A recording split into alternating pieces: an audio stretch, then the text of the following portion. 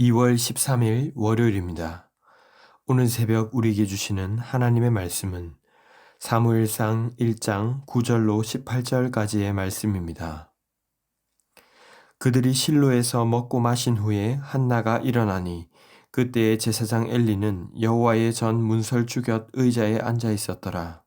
한나가 마음이 괴로워서 여호와께 기도하고 통곡하며 서원하여 이르되 만군의 여호와여, 만일 주의 여종의 고통을 돌보시고 나를 기억하사 주의 여종을 잊지 아니하시고 주의 여종에게 아들을 주시면 내가 그의 평생에 그를 여호와께 드리고 삭도를 그의 머리에 대지 아니하겠나이다.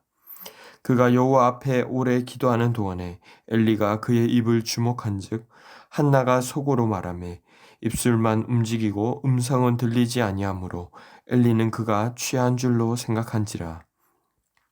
엘리가 그에게 이르되 내가 언제까지 취하여 있겠느냐 포도주를 끊으라 하니 한나가 대답하여 이르되 내 주여 그렇지 아니하니이다. 나는 마음이 슬픈 여자라. 포도주나 독주를 마신 것이 아니요 여호와 앞에 내 심정을 통한 것뿐이오니 당신의 여종을 악한 여자로 여기지 마옵소서. 내가 지금까지 말한 것은 나의 원통함과 격분됨이 많기 때문이다 하는지라. 엘리가 대답하여 이르되 평안히 가라.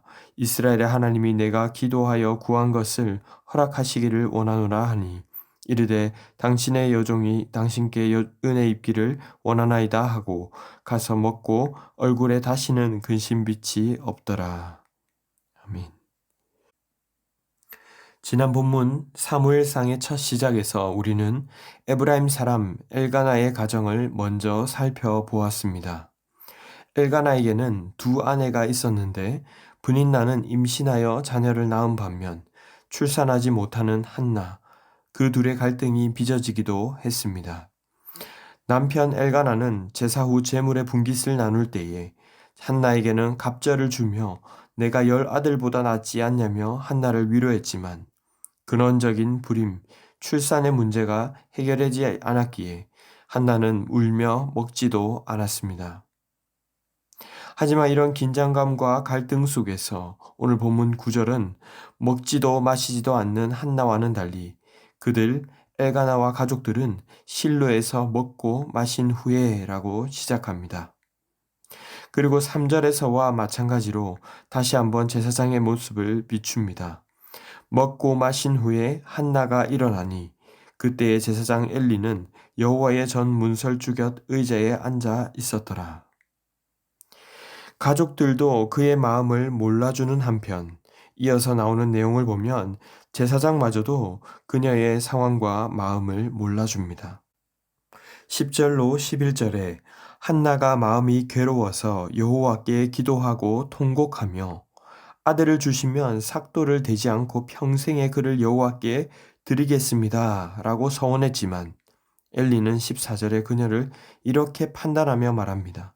네가 언제까지 취하여 있겠느냐? 포도주를 끊으라. 그녀를 마치 술에 취한 사람처럼 대합니다.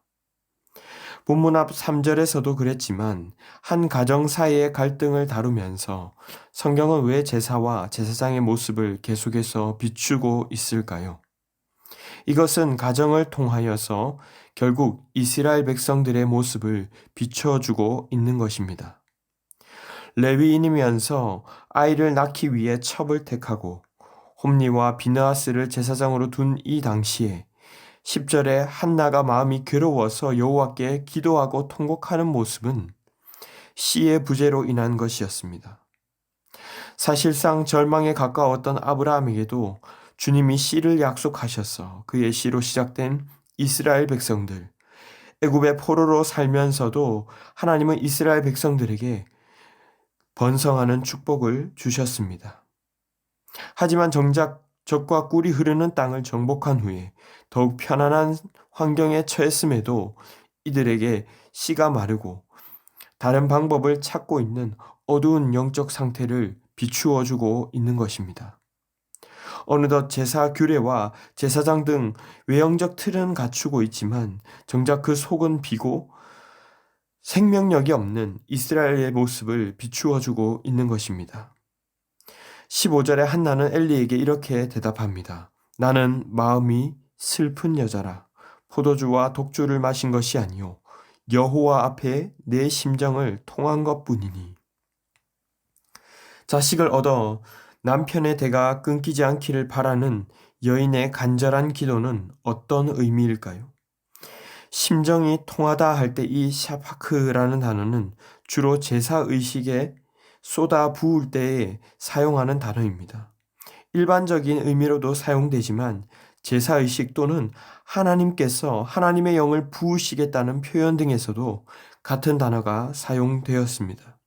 이것은 단순히 한 여인이 한을 품고 욕망을 이루는 것을 넘어서 알맹이 없는 주의 백성들, 그들이 드려야 할 참 제사를 오늘 제사장조차 드리지 못하는 이 어두운 시대에 그녀가 마음을 쏟아놓는 제사를 드리고 있다는 것입니다. 16절에서 말씀하듯 원통함과 격분되는 마음으로 말이죠. 이어서 17절에서 엘리는 평안히 가라며 하나님께 기도하여 구한 것을 허락하시기를 원하노라 말합니다. 한나 역시 당신의 여종이 당신께 은혜 있기를 원하나이다 라며 가서 먹고 다시는 얼굴에 근심빛이 없었다고 말씀합니다.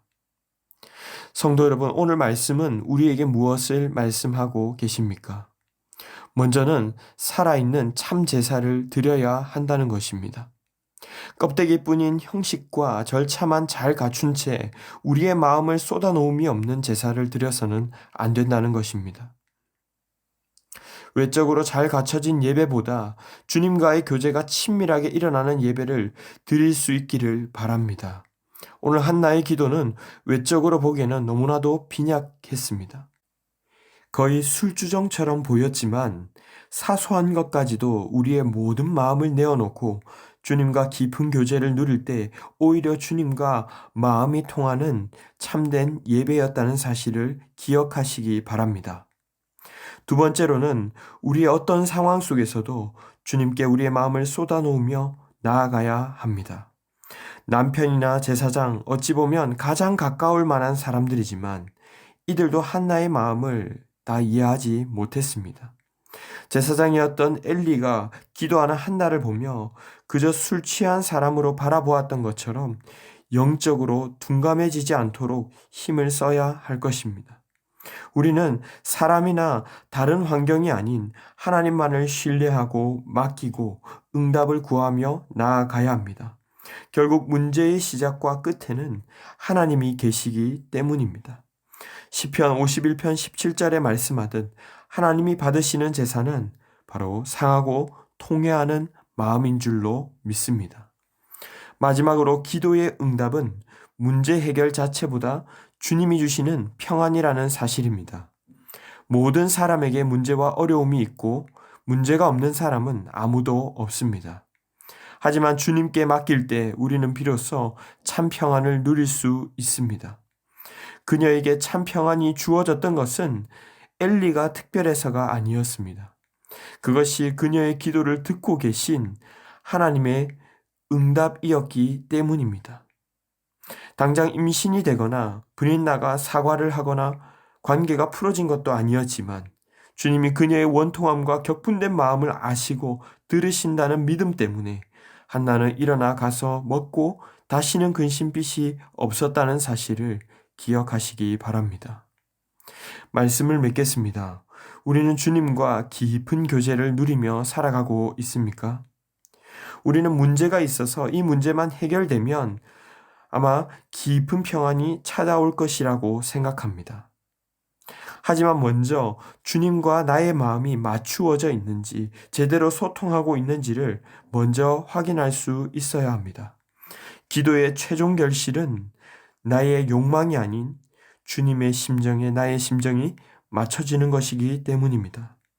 그래서 한나는 어렵게 아들을 주시면 그것으로 무슨 보복을 하고 자랑을 하고 한을 갚는 것이 아니라 오히려 삭도를 대지 않고 주님께 드리겠다고 고백합니다. 나의 뜻이 아닌 주님의 뜻을 구하는 참된 예배를 드리고 그 주님께 모든 것을 쏟아놓을 때 주님의 응답, 주님이 주시는 참 평안이 우리 모두에게 임하게 되기를 주님의 이름으로 축원합니다. 기도하겠습니다. 사랑의 주님 감사합니다. 아무런 빛도 없던 때에 참시이신 예수 그리스도를 우리에게 쏟아 부으심으로 우리가 구원을 누리게 하시고 하나님 나라의 백성이 되게 하심에 감사합니다. 그러나 주님, 이 땅을 살아가면서 여전히 연약함과 부족함으로 고통하고 애통하며 주님께 우리의 마음을 쏟아낼 수밖에 없음을 고백합니다. 하지만 그 기도를 통해 오히려 주님의 마음을 알게 하시고 살아있는 제사를 드림으로 주님의 마음에 우리의 마음이 맞추어지는 놀라운 은혜가 있게 하여 주시옵소서. 상황의 변화로 인한 평안이 아니라 주님의 말씀과 주님을 향한 믿음이 우리의 참 평안이 되게 하여 주시옵소서. 이 새벽도 주님과 깊이 만나는 시간 되게 하실 줄 믿사오며 이 모든 말씀 존귀하신 예수님의 이름으로 기도하옵나이다. 아멘. 이 시간 함께 기도하실 때 주신 말씀을 붙들고 기도하시고 주간 기도 제목을 따라 부산과 민족과 한 주간 동안의 삶을 위해서 기도하겠습니다. 나라와 민족을 위하여 부산과 한국교회의 영적인 부흥을 허락해달라고, 또 개인적으로도 한 주간 동안 말씀과 기도로 승리하는 한 주간 되게 해달라고, 또 특별히 튀르키예 지진으로 인해서 고통하고 있는 분들, 또 구조 작업을 하고 있는 모든 분들을 위해서도 합심 제목과 개인적인 제목으로 기도하도록 하겠습니다. 함께 기도하겠습니다.